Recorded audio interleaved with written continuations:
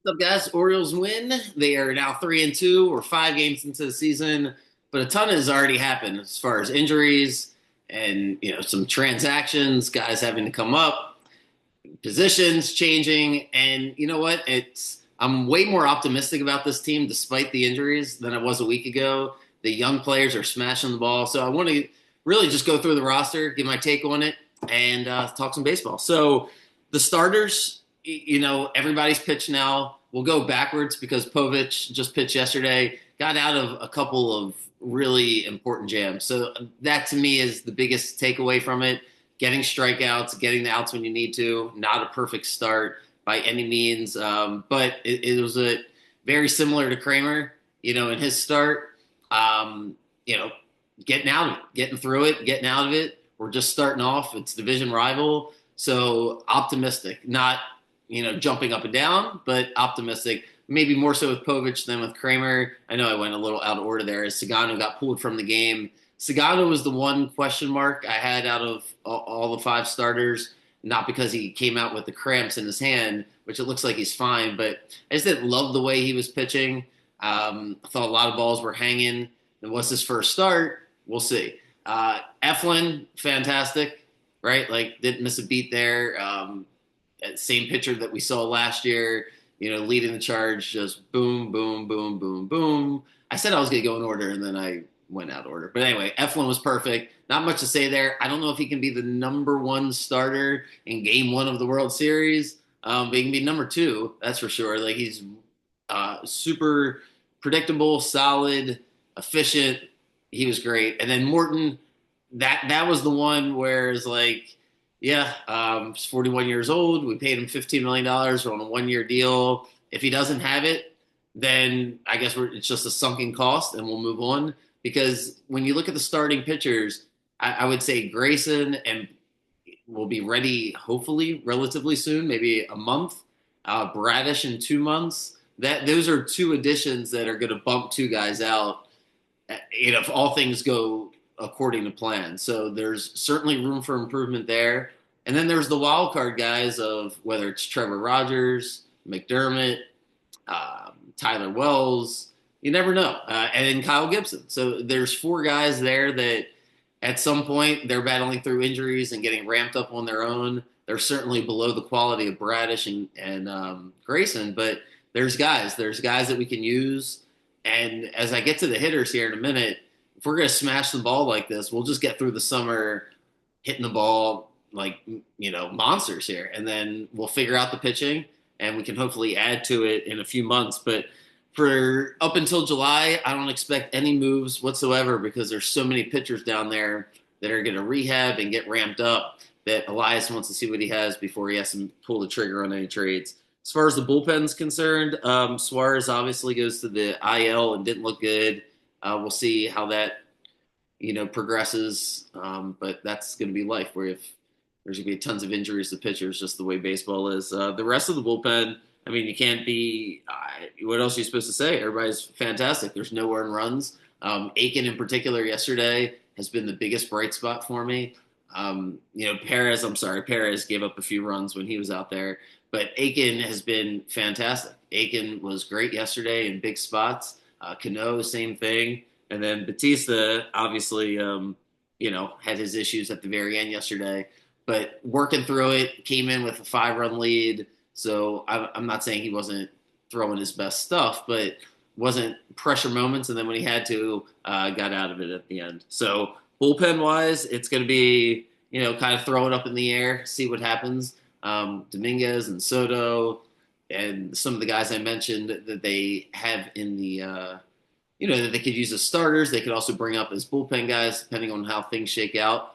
And Kittredge can come back. So the way I look at it is the Orioles are going to be able to hit their way through everything and just be, I think, a first-place team. I'm more optimistic than I was a week ago on every single hitter that we have, and Gunnar hasn't played yet because – I don't know if it's the adjustments with the hitting coach, the hitting philosophy, having Buck up there, Buck Britton as one of the bench coaches, but the approaches are fantastic. Tyler O'Neill. So if you go through it, just kind of starting with the obvious, Adley looks great and just great shape. Carried us early in the season with those big home runs in the first game to kind of spark everything. So all systems to go there. At first base, you're getting the best out of O'Hearn right now. He's hitting the ball great approach. He looks great. Looked like he shaved off 10, 15 pounds and looks fantastic. He's trying to get paid at the end of the year for a big contract or 3 4 year deal to get 40 50 million dollars. So we're getting the best out of him. And Mountcastle looks great play. In particular, it's Toronto. The ball was smoked, and he just jumped up and made a great play. Mountcastle's, it's hard to get him out of the lineup. He's the one guy where when you look at trade value, whether it's Kobe Mayo or Ryan Mountcastle, those are the guys that have the most trade value. With Cowser going down, Kerstad's going to play a lot, and I'll get to him in a minute. But with Mountcastle, to stick there for a second, he is covered for next year as well. I believe he's covered through 2026 before he would be a free agent eligible for free agency. So it's very attractive for a team to take him on board. And I just don't think Arias and Mateo, the two utility guys, as Mateo's going to have to transition to playing more utility in the outfield as Gunnar comes back.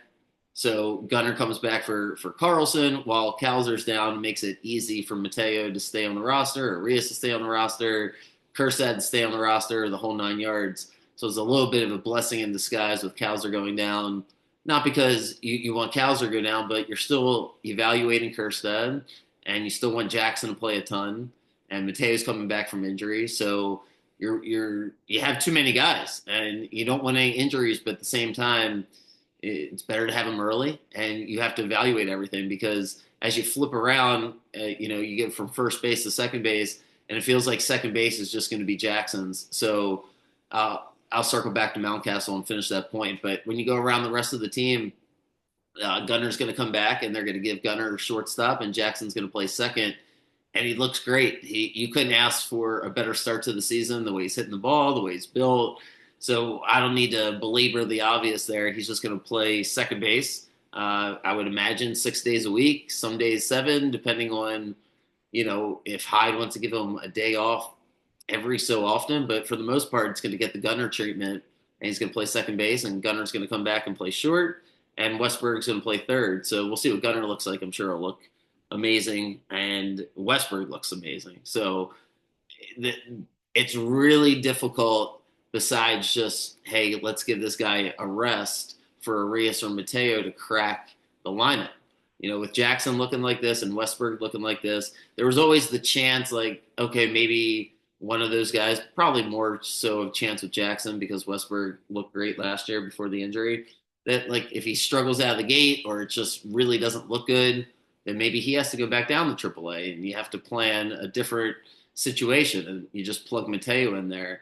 But Jackson looks too good and Westberg looks too good and Gunner's our best player. So it's just, that's already settled. So Arias, I think, is the utility guy for the infield, and he'll probably get to play once or twice a week, depending on rest for the stars that I just mentioned.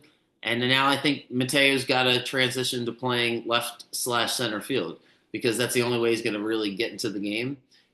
Outside of being a pinch hitter, a pinch runner, he really only fits in against lefties to be the left fielder or the center fielder if you want to get an extra right-handed bat out there and give Mullins a break, or in this case now Kerstad a break, because as I said, I just don't.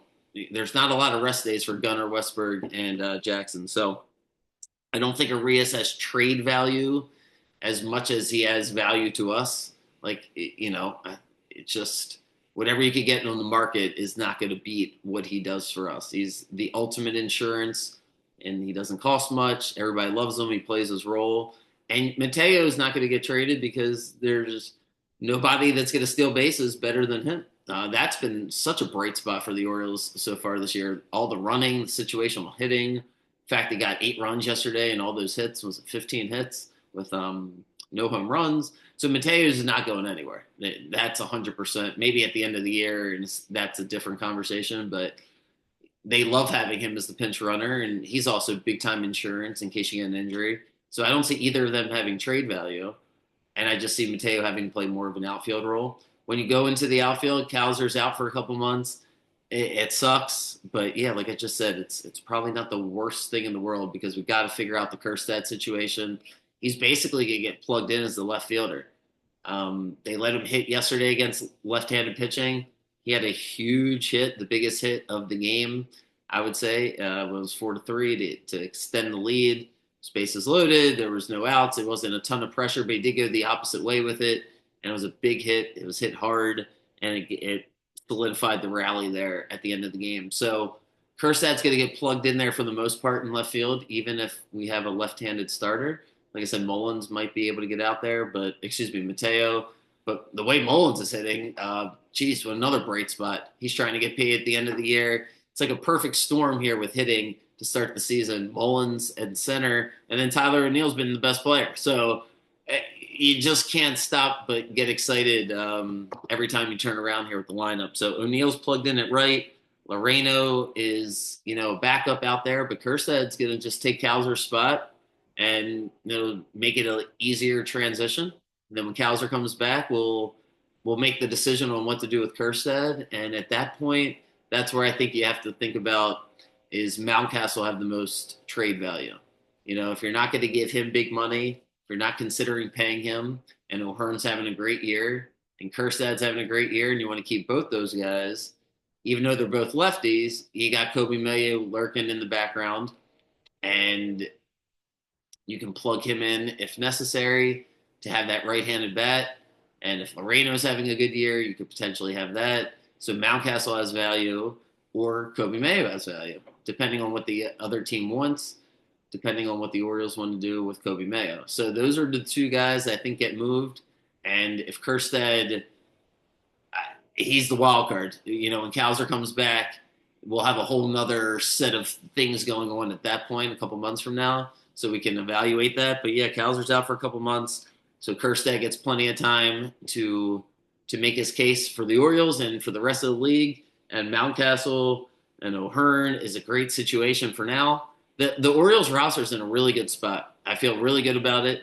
I love now that I see the improvement with the hitting. I know it's only 5 games, but it's the approaches, it's the swings. I'm okay that Hyde stayed on board. Maybe they felt like they just needed to change some of the guys around them, some of the messaging. So proud of the Orioles, excited to root for them. And yeah, as far as the Final Four is concerned, transition to that. My quick take, whether or not it's going to freaking help anybody, the way I've analyzed this tournament, Jesus Christ, excuse me, but just not been pretty. Duke's playing, it's a fascinating Duke-Houston matchup. With that being said, anyway, here I go. Duke-Houston, they played last year in the Sweet 16, and then Houston lost their best player, Sheed, and then Duke barely beat them, 54-51. Then Duke lost to NC State, who was super hot last year. If you remember that, they were the 11 seed and they beat the crap out of Duke. So when I look at this Duke-Houston matchup, Houston brings back a lot of the guys from last year. Sharp, Cryer, the two best guards for them, and Roberts, the big guy. And they got this time around Uzan, the freshman. Houston dominated Tennessee. I just hate this tournament because I've gotten it wrong, and I just think Duke's going to beat the crap out of Houston and win the whole thing. So I don't even like talking too much about it anymore, but I just don't know how Houston's going to be able to score against Duke. They had trouble scoring somewhat against Tennessee, and they were really hot from three-point range. Duke just suffocated Alabama. I expect they do the same to Houston. And on the other side, Houston's going to be super physical. Yeah, Houston plays great defense, but they've also given up a lot of points in certain moments in games. I don't think it's a dominating defense on the perimeter. I think what happened is Tennessee has a hard time scoring, and they got behind, and they weren't used to it, and the game just got too fast for them, which, I regret taking Tennessee, obviously, but I don't know if that happens if they play that game 10 times. Like, that to me was the anomaly in that game. I think Duke beats Houston fairly easily. So that's that. Auburn, Florida. Florida's favored by 2.5. Duke's favored by 5.5. But Auburn by 2.5. Auburn didn't look good. Jesus. Auburn didn't look good in the UConn win. They didn't really look good beating us, even though the score indicated it. It just wasn't great performance on their part. and they certainly didn't look good against Texas Tech, but they pulled it out. Now they're favored against Auburn. Partial reason they're favored is they beat Auburn on the road earlier in the season, so they got that going for them. Uh, Auburn couldn't really put away Michigan State, but they dominated the game. I don't really love the shot selection for either team. It's going to be a great matchup. It'll be fun to watch. My instincts are taking Auburn here just because Florida hasn't been able to put it together. And Clayton Jr. just, yeah, he's an incredible shot maker, but they just get tough shots. It feels like Auburn gets easier shots and they can play through Broom inside. So I favor Auburn. But whoever wins the game is getting second place. It's not a good matchup for either team against Duke. I thought the best matchup for a team against Duke would be a super physical team, like a Houston, Michigan State, or St. John's, like those types of man. They could just beat the crap out of Duke. But after watching Duke and watching those three other teams, two of them are gone, and I don't know if Houston's got the horses for it.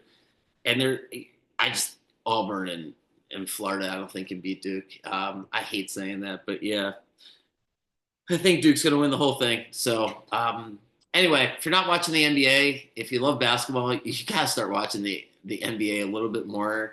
Like stay away from the gossip. Stephen A. Smith, LeBron fighting. That's really stupid. MVP talk can get kind of stupid. Some of the podcasts are entertaining but pretty stupid. Just watch the game with the sound on. I watched the entire Lakers Rockets game last night.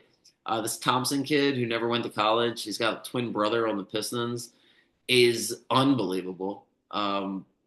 Just absolutely unbelievable. The shot making in the NBA is ridiculous. LeBron and Luca together I really think they're going to win. I think they're going to go to the finals and face Boston. I think that's what it's going to give the NBA a little bit of a boost. And the way I watch Luca play is I can't stand him when he argues with the refs, but being around LeBron has made him even better than he was ever going to be. Like, that was the most obvious thing when it happened, but just the way they play together, the passing is insane. And Luca's ability to get the guys perfect shots is almost just as good as LeBron's. Like, I still think LeBron's got a slight edge with the passing, but Luca, man, the way they pass the ball is ridiculous. But the biggest takeaway from the game is how good the Rockets are. I'm like, the whole NBA is just filled with incredible shot making. And that's my cop out for getting this whole tournament wrong. Is I should have just gone with the best players and stopped thinking it was anything deeper than that, because with the NIL money and all these mid majors sacrificing their best players to then go the Gillespie's of the world, end up at Maryland, it's just strengthened all the best teams. So I overthought the tournament, and now I'm going to just transition to the NBA. So excited about it. Baseball, I like the Guardians tonight. They're getting the Padres off to a 5-0 start, so I think it's inflated. So I'll write that up when this pod comes out in a few minutes. And yeah, have a good day, guys. If you need anything, just reach out to me. And yeah, Orioles are off today. Back on it tomorrow. See ya.